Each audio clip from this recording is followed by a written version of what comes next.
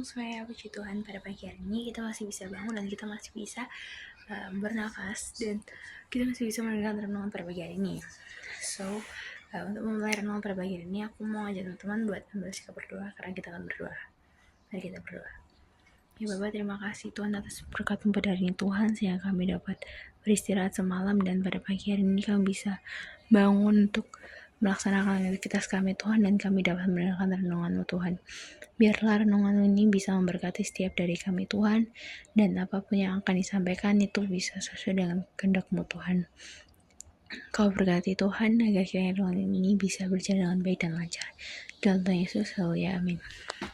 Oke guys, untuk pembacaan kita pada pagi hari ini, aku ambil dari Kolose 4 ayat 6 yang berbunyi, hendaklah kata-katamu senantiasa penuh kasih. Jangan hambar, sehingga kamu tahu bagaimana kamu harus memberi jawaban kepada setiap orang. Dan renungan pada pagi hari ini berjudul bumbu kasih.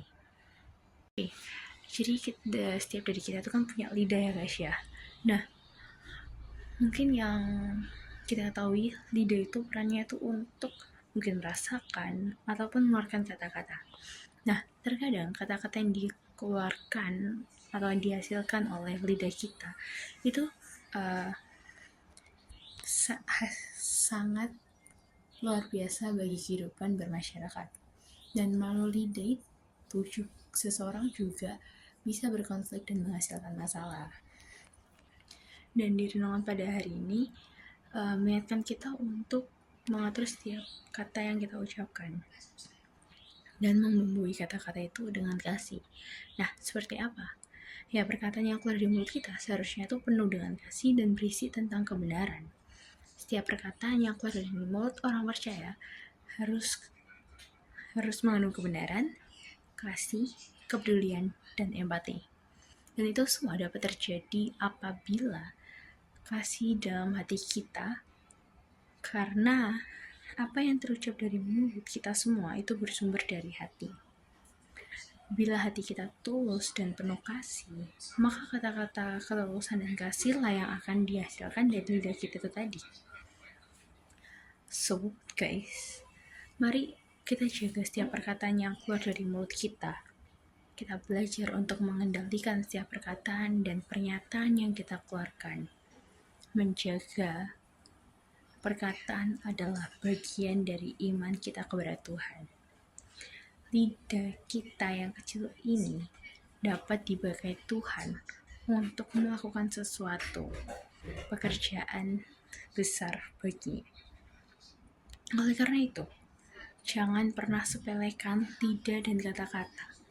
Sebuah kata-kata bila disampaikan dengan kasih dapat dipakai oleh Tuhan untuk mengubah hati bahkan kehidupan seseorang. Ya, dan bagaimana caranya?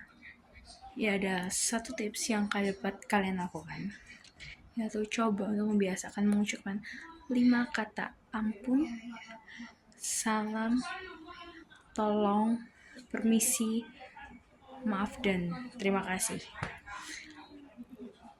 Ucapkan itu dengan hati yang tulus dan kata tersebut akan sungguh bermakna.